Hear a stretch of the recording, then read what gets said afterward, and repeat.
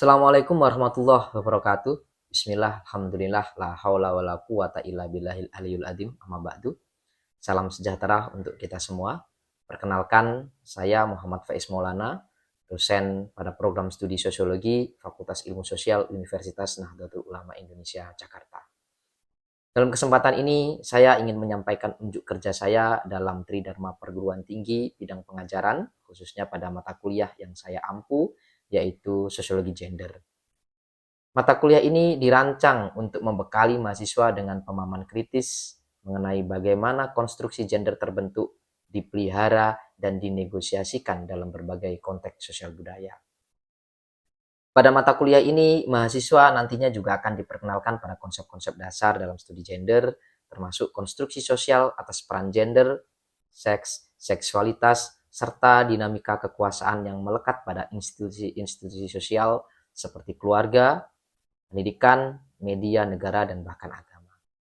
Mata kuliah ini juga nanti akan menelaah bagaimana konstruksi sosial dan budaya berperan dalam membentuk, mempertahankan, maupun menantang norma-norma gender yang dominan, serta bagaimana identitas gender dinegosiasikan dalam berbagai praktik kehidupan sehari-hari. Mata kuliah ini memiliki 2 CPMK dan 6 sub CPMK, masing-masing CPMK memiliki 3 sub CPMK. CPMK yang pertama adalah mahasiswa dibekali dengan pemahaman kritis mengenai bagaimana konstruksi gender terbentuk, dipelihara, dan dinegosiasikan dalam berbagai konteks sosial budaya dan relasi kekuasaan. CPMK ini memiliki 3 sub CPMK. Yang pertama adalah mahasiswa mampu menjelaskan konsep-konsep dasar tentang gender, seks, dan relasi kekuasaan secara teoritis. Yang kedua, mahasiswa mampu menganalisis proses historis dan sosial yang membentuk serta mereproduksi konstruksi gender dalam berbagai institusi sosial. Yang ketiga, mahasiswa mampu mengidentifikasi dan menjelaskan bentuk-bentuk negosiasi serta perlawanan terhadap norma gender dominan dalam konteks budaya lokal maupun global. CPMK yang kedua adalah mahasiswa mampu dalam menganalisis relasi gender secara kritis, memahami dinamika kekuasaan yang melekat di dalamnya, serta mampu mengidentifikasi bentuk-bentuk ketimpangan gender dalam berbagai praktik sosial budaya. CPMK ini memiliki 3 sub CPMK. Yang pertama adalah mahasiswa mampu mengidentifikasi relasi kuasa yang beroperasi dalam konstruksi gender di berbagai konteks sosial dan budaya. Yang kedua, mahasiswa mampu menggunakan teori-teori sosiologi dan kajian gender untuk menganalisis praktik-praktik sosial budaya yang memproduksi dan menantang ketimpangan gender. Dan yang terakhir, mahasiswa mampu memetakan bentuk-bentuk ketimpangan gender dalam kehidupan sehari-hari serta memberikan argumentasi kritis berbasis data dan kajian-kajian ilmiah. Dalam proses mengajar, saya selalu menekankan pada interaksi dialogis antara teori dan realitas sosial. Saya juga menggunakan kombinasi metode ceramah, diskusi partisipatif, studi kasus, dan juga proyek berbasis lapangan. Hal ini tentu bertujuan untuk mendorong mahasiswa tidak hanya memahami konsep-konsep teoritis seperti patriarki, seksisme, interseksionalitas, atau representasi gender dalam sosial budaya, tetapi juga mampu menggunakannya untuk menganalisis fenomena dan isu-isu gender dalam kehidupan sehari-hari. Sebagai bagian dari evaluasi pembelajaran, saya sangat mendorong mahasiswa untuk menghasilkan output berbasis mini riset atau refleksi kritis, baik dalam bentuk esai populer maupun artikel ilmiah. Strategi ini tentu diharapkan mampu untuk meningkatkan keterlibatan mahasiswa sekaligus memberikan ruang bagi mereka untuk menganalisis sekaligus mengekspresikan pemahaman mereka dengan cara yang kritis, reflektif, dan tentu analitis. Untuk mencapai tujuan tersebut, saya telah menyusun perangkat pembelajaran yang mencakup rencana pembelajaran semester atau RPS, silabus, bahan ajar, serta evaluasi pembelajaran untuk mahasiswa. Perkuliahan ini terdiri dari 13 materi yang menjadi pokok bahasan, di antaranya 1. Menengok definisi perempuan, seks, dan gender. Yang kedua, mencari perempuan dalam sosial budaya. Yang ketiga, relativisme budaya versus feminisme. Yang keempat, konstruksi seks dan gender dalam sains. Yang kelima, agensi dan subjektivitas. Yang keenam, heteronormativitas, seksualitas dan keberagaman gender. Yang ketujuh, seks dan kekuasaan. Yang kedelapan, perempuan dan agama. Yang kesembilan, perempuan dan teknologi. Yang kesepuluh adalah isu maskulinitas. Yang kesebelas, otonomi tubuh dan seksualitas. Yang ke-12, komodifikasi seks. Dan yang terakhir adalah gender dan interseksionalitas. Adapun referensi yang saya gunakan dalam pembelajaran ini meliputi buku referensi dan artikel jurnal ilmiah yang relevan. Misalnya buku Women, Culture and Society yang ditulis oleh Rosaldo dan Lemper, dan juga salah satu artikel yang ditulis oleh Sherry B. Ortner yang berjudul Is Female to Male as Nature is to Culture. Lalu ada bukunya Michel Foucault yang berjudul Seks dan Kekuasaan, Sejarah Seksualitas yang diterbitkan oleh Gramedia. Lalu ada buku saya yang saya tulis adalah Sosiologi Gender, Pengantar Isu Gender dan Feminisme dalam Sosiologi, penerbit Kompas. Baiklah, berikut adalah proses pembelajaran yang kami lakukan dengan materi mencari perempuan dalam sosial budaya dalam mata kuliah Sosiologi Gender. Terima kasih teman-teman semua yang sudah hadir pada perkuliahan kita hari ini di perkuliahan Sosiologi Gender.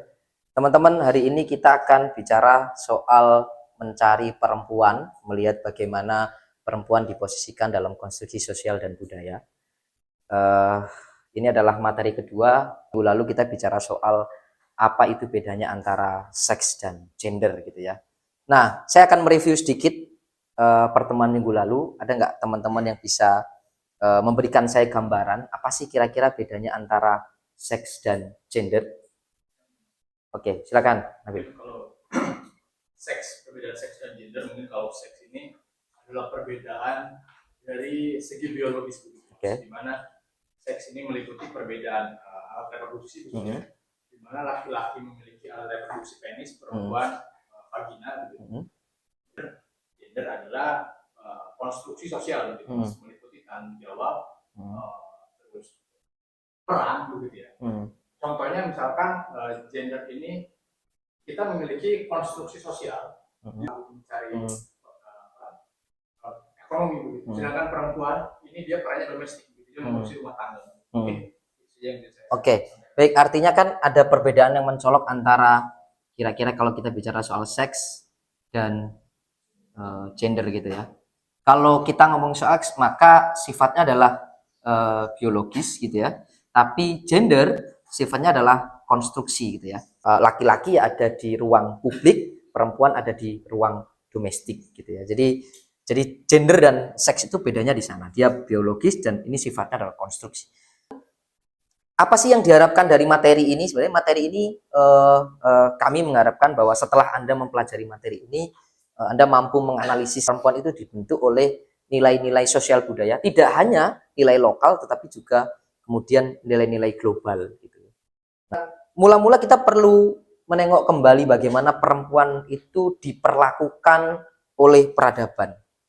Jadi sebelum akhirnya perempuan diposisikan saat ini atau sebelum akhirnya perempuan dikonstruksi hingga hari ini itu kita perlu melihat bagaimana perempuan itu dalam lintasan wacananya didiskusikan gitu ya. Pertama, saya akan mulai dari bahwa mulanya kehidupan itu sebenarnya adalah matriarki, teman-teman. Sebenarnya adalah matriarki, dan saya berangkat dari tulisannya Lewis Henry Morgan, dia seorang antropolog. Dia nulis satu buku Anxiety Society, dan ini menarik sekali sebenarnya karena dia menceritakan bahwa mula-mula kehidupan kita itu sestratifikasi antara yang laki-laki dan perempuan loh. Dia bicara ini soal konteks masyarakat prasejarah misalnya. Dalam temuan-temuannya bilang bahwa laki-laki dan perempuan sebenarnya punya peran yang sama gitu ya. Kita perlu tahu bahwa kehidupan dulu itu kan nomaden ya. Tidak menetap. Nah, nomaden itulah yang akhirnya membuat peran antara laki-laki dan perempuan itu setara. Tidak ada peran yang jelas mana laki-laki, mana perempuan gitu ya. Jadi sifatnya sangat egaliter pada waktu itu. Dalam masyarakat prasejarah yang kehidupannya adalah satu, kehidupannya adalah nomaden, dan yang kedua adalah kehidupannya sangat komunal. Dari sanalah kemudian kehidupan itu jadi sangat egaliter. Nah, maksud dari matriarki itu sebenarnya adalah ingin memberikan gambaran bahwa kehidupan zaman dulu itu tidak ada ketimpangan, egaliter saja. Lewis Henry Morgan menuliskannya dalam buku Ancient Society. Nah, tetapi kemudian kehidupan ini berubah dari yang awalnya matriarki ke patriarki. Kenapa? Misalnya Freddie Angel menulis di bukunya The Origin of the Family, Private Property and the State misalnya. Dia bilang bahwa perubahan dari kehidupan yang matriarki ke patriarki ini sebenarnya terkait dengan perkembangan ekonomi. Dari yang awalnya orang itu nomaden, berpindah-pindah, lalu kemudian orang mulai menetap. Ketika menetap itu hanya berarti fisiknya yang menetap, tapi kemudian juga ada struktur sosial yang berubah, sistem sosial yang berubah, karena dia menetap. Maka mau nggak mau harus ada yang jaga rumah, kira-kira gitu. Harus ada yang jaga wilayah, gitu ya. Jadi akhirnya berubah. Dan di sisi lain ketika menetap, maka cara untuk mendapatkan kehidupannya berubah. Dulu mungkin ketika masih nomaden, orang berburu saja, siapa saja bisa berburu, kan gitu ya. Tetapi ketika sudah menetap itu berubah, tidak hanya berburu, tapi kemudian bercocok tanam, bertani. Nah, bertani itulah yang akhirnya berubah. Kalau dulu kan kamu lapar, maka kamu berburu. Dapat satu buruan, ya sudah kita makan bersama-sama, habis. Tapi kalau sistem ekonominya berubah, misalnya bertani, bercocok tanam, kan kita surplus tuh. Surplus makanan. Nah, surplus itu kan berubah. Siapa yang bisa mengelola? Akhirnya muncul, kalau kata Angel, ada kepemilikan pribadi. Celakanya adalah yang menguasai kepemilikan pribadi itu adalah laki-laki. Karena laki-lakilah yang keluar berburu, bercocok tanam, perempuan yang ada di dalam jaga rumah kira-kira gitu, yang melakukan kegiatan-kegiatan perawatan, ngasuh anak misalnya ya, dan seterusnya dan seterusnya. Dan itu akhirnya berubah. Jadi ada perubahan signifikan terjadi dengan munculnya pertanian misalnya, lalu kemudian orang berburu itu tidak dengan hewan mati. Kalau yang awal tadi berburu hewannya mati, kalau sekarang enggak. Hewannya enggak mati, tapi hewannya diternak. Kan akhirnya jadi banyak tuh. Siapa yang nernak? Perempuan. Tapi siapa yang nyari hewannya? Laki-laki. Karena yang nyari hewannya laki-laki kemudian dianggap ini milik saya. Celakanya adalah hewan dan perempuan diposisikan sama. Dua-duanya milik laki-laki. Milik saya gitu ya. Dan dari situlah akhirnya muncul peran. Ada domestik, ada publik. Domestik artinya perempuan itu menjaga ternak-ternak tadi dan juga rumahnya, tentu laki-laki yang pergi keluar untuk berburu dan seterusnya, berperang dan seterusnya. Jadi sudah ada perubahan tuh yang awalnya dari matriarki, awalnya kehidupan itu awalnya matriarki, terus kemudian berubah dari matri ke patriarki. Nah, tidak hanya berhenti di sini teman-teman sejatinya, tapi kemudian berubah dari patriarki ke penguasaan. Yang tadi itu, yang sifatnya sudah menetap tadi itu tidak hanya mengubah cara kita hidup gitu ya, tapi perubahan tersebut juga mempengaruhi struktur keluarga. Sistem keluarga juga mempengaruhi struktur keluarganya. Akhirnya laki-laki menjadi apa namanya, makhluk yang paling atas dalam struktur keluarga. Karena apa? Karena dia pemilik propertinya. Ya. Karena dialah pemilik propertinya, maka struktur keluarga berubah. Dan struktur itu juga menjadi cikal bakal terbentuknya negara. Karena satu komunitas kan harus diatur tuh, ya harus diatur, kan nggak mungkin nggak diatur. Bisa saja misalnya Nabil punya tanah segini, Dinda punya tanah, Ulat punya tanah, kan nggak mungkin terus tiba-tiba semua tanah milik, nggak, artinya diatur. Jadi setiap orang tuh harus wajib punya tanah cuma segini. Kepengaturan itu menjadi cikal bakal dari yang kita sebut sebagai government atau negara, ya. Nah, dan itu digambarkan dengan cukup jelas oleh James Scott gitu ya. Pembentukan negara itu salah satunya adalah transisi dari yang nomaden ke menetap tadi itu. dari yang menetap akhirnya ada semacam kepengaturan. Orang akhirnya mulai, kamu jangan punya anak banyak-banyak deh. Kampung kita sudah nggak cukup, kira-kira gitu. Akhirnya ada pengaturan bahwa 2 anak itu cukup misalnya. Atau yang tidak punya anak, kamu harus punya anak yang banyak biar nanti kebun kita ada yang ngurusin misalnya ya. Nah, itu akhirnya ada kepengaturan tuh. Celakanya adalah dalam kepengaturan itu sifat-sifat patriarkis itu berkembang gitu loh. Makanya kemudian penguasaan itu dari yang patriarki ke penguasaan itu akhirnya berubah. Dari penguasaan seolah-olah itu suatu hal yang alamiah.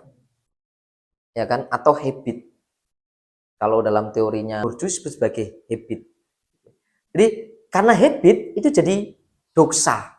Doksa itu ya memang begitu aturannya gitu, jadi doksa. Padahal enggak. Padahal itu sebenarnya diatur. Ya kan? Padahal itu sebenarnya adalah diatur. Karena kepengaturan yang sifatnya seolah-olah jadi habit itulah akhirnya perempuan dianggap sebagai lian atau second sex kalau kata Simone de Beauvoir. Bahkan Simone de Beauvoir itu nulis, iya, perempuan itu didefinisikan dan dibedakan mengacu pada laki-laki bukan karena dirinya, tetapi dikonstruksi. Dan konstruksi itu seolah-olah tidak disadari atau doksa tadi itu. Sebagai suatu hal yang alamiah bahwa perempuan itu ya udah nanti harus masak, harus nyuci, laki-laki tidak gitu ya. Nah, makanya kemudian Simone de Beauvoir bilang bahwa seolah-olah perempuan itu menjadi second sex atau lian. Bahkan lian itu the others, yang lain. Ini Simone de Beauvoir bilang. Nah, contoh misalnya dalam banyak kebudayaan perempuan itu dituliskan sebagai lian. Komarov misalnya, ini adalah hasil etnografi dia di Afrika. Ada satu komunitas namanya suku Sidi. Nah, di suku Sidi itu ada satu ritual namanya ritual Bojale. Ritual Bojale itu adalah ritual masa remaja atau masa dewasa lah ya, gitu ya. Dewasa. Setiap keremajaan atau kedewasaan manusia itu selalu dirayakan tau, kalau teman-teman sadari. Misalnya nih, remaja laki-laki Nias itu kalau dianggap dewasa dia bisa atau mampu melompati batu itu loh. Ada tradisi yang melompati batu. Itu kan kalau Anda lolos maka Anda sudah remaja gitu ya. Komarov itu ingin menggambarkan itu. Celakanya adalah etnografi yang digambarkan ini cukup seksis. Artinya bagaimana kemudian perempuan itu digambarkan dengan cukup pedih dibandingkan laki-laki. Laki-laki itu sama perempuan berbaris gitu kira-kira ya. Jadi laki-laki itu untuk dianggap nanti akan dewasa atau remaja, dia akan dites untuk berburu. Kalau dia mendapatkan tangkapan, maka dia dirayakan gitu ya. Dirayakan terus, oh kamu udah dewasa gitu ya. Kalau dia tidak dapat buruan, ya dia tetap disambut. Tapi tidak diklasifikasi sebagai laki-laki dewasa. Tapi perempuan enggak. Perempuan banyak sekali ritualnya. Salah satunya adalah misalnya dia harus dites dulu keperawanannya. Dia masih perawan atau tidak. Dengan cara apa? Vaginanya itu ditusuk dengan mungkin semacam singkong kali ya. Semacam singkong. Kalau dia berdarah maka dia suci. Kalau dia tidak berdarah maka dialienasi dia. Disingkirkan. Setelah ditusuk itu baru kemudian dia akan dipinggirkan lagi, dites lagi. Ya kan, paha bagian bawahnya itu akan dibelah gitu ya pakai bambu gitu ya. Terus kemudian diobatin, terus dikarantina. Makanya kadang banyak orang meninggal itu bukan karena dikutuk oleh Tuhan sebenarnya, tapi karena infeksi. Ya kan? Orang dulu menganggap wah ini mati nih karena dikutuk nih, ya kan? Tapi sebenarnya karena infeksi kan. Nah, artinya apa? Perempuan itu diposisikan sebagai second sex atau lian. Dan banyak sekali loh etnografi yang menggambarkan itu sebenarnya. Banyak sekali yang menggambarkan bagaimana kemudian perempuan itu diposisikan. Pertanyaan kemudian adalah lalu bagaimana dampak evolusi gender dan bagaimana perempuan hari ini? Kan kita tahu ya bahwa sekarang isu kesetaraan gender itu meningkat gitu ya. Perempuan mulai boleh bekerja gitu ya. Perempuan boleh menjadi perempuan karir atau bahkan menjadi istilahnya breadwinner, pencari nafkah. Ya kan, fenomena itu sekarang lagi naik. Breadwinner itu artinya perempuan yang cari nafkah, laki-laki yang jadi bapak rumah tangga. Itu naik. Apakah pertanyaan ini relevan? Feminisme itu lahir di Barat yang diprakarsai oleh gerakan orang-orang perempuan menuntut hak politik. Salah satunya adalah Mary Wollstonecraft ya, di bukunya A Vindication of the Right of Woman. Dia kan sebenarnya menuntut pada dua hal. Satu adalah hak pendidikan, gitu ya. Yang kedua adalah menantang gagasan bahwa perempuan itu lebih buruk atau lebih rendah daripada laki-laki. Dalam konteks ini misalnya dia ingin menyuarakan bahwa lo perempuan itu juga punya hak suara dalam politik. Perjuangan itu menemukan jalannya, kira-kira gitu. Ada banyak sekali revisi. Misalnya gerakan hak-hak sipil di Amerika itu pada akhirnya berhasil untuk kemudian merevisi undang-undang kesetaraan hak di Amerika khususnya dan di berbagai negara pada akhirnya kan. Perempuan mulai boleh kerja dan kemudian tidak ada diskriminasi. Tidak ada jam malam, tidak ada perbedaan gaji secara undang-undang. Tidak ada perbedaan posisi. Perempuan nggak boleh jadi direktur misalnya, nggak. Semua pada akhirnya setara. Tapi apakah selesai sampai situ? Bagaimana dengan perubahan gender hari ini? Gitu misalnya. Tapi secara tradisional peran gender itu ya tetap, meskipun ada perubahan undang-undang misalnya ya, perempuan boleh publik, laki-laki juga di publik, tapi kenyataannya perempuan ketika balik ke rumah ya dia jadi ibu. Jadi ada semacam second shift, kata Arlie Hoschan, second shift. Jadi perempuan itu bekerja, tapi kalau balik ke rumah dia tetap jadi ngasuh anak, masak, nyiapin masakan untuk suami. Meskipun itu terjadi, tapi akhirnya kan sudah ada upaya untuk perempuan itu diakui di dunia publik gitu ya. Nah, pertanyaannya adalah bagaimana perempuan hari ini? Apakah sama? Gitu ya. Jawabannya adalah kenyataannya dengan adanya gerakan evolusi gender, perempuan yang masih dianggap sebagai second sex, sama kayak yang disampaikan oleh Simone de Beauvoir. Gitu. Mengapa ini bisa terjadi? Jawabannya mungkin salah satunya adalah masalah product knowledge, teman-teman. Kenapa masalah product knowledge? Misalnya sebagaimana yang saya contohkan tadi itu, etnografi. Kan menggambarkan perempuan sebagai suatu hal yang lian. Artinya tidak ada wacana perempuan itu dominan. Ini adalah masalah product knowledge. Pembentukan wacana, eksplorasi intelektual, semua itu dikuasai oleh laki-laki yang patriarkis dan celakanya adalah misogini. Misalnya. Bahkan dalam kutipan bukunya Patriarki, Peradaban dan Asal-Usul Gender yang ditulis oleh John Gerger, peradaban pada dasarnya itu merupakan sejarah dominasi terhadap alam dan perempuan. Bahkan Helena Sisus itu menyebut filsafat akademik kita itu sebagai change of father atau rantai para ayah. Makanya kita nggak pernah tahu cerita filosof perempuan itu, nggak pernah tahu kita. Dalam konteks Indonesia misalnya ada cerita Ken Arok Dedes, ya kan? Ken Arok itu kan, Ken Dedes itu kan seolah-olah hanya diceritakan bahwa dia perempuan yang cantik sekali, yang dari vaginanya muncul cahaya, yang akhirnya jadi wah ini nih yang harus kita nikahi dan jadi perebutan antara Arok dan Tunggul Ametung.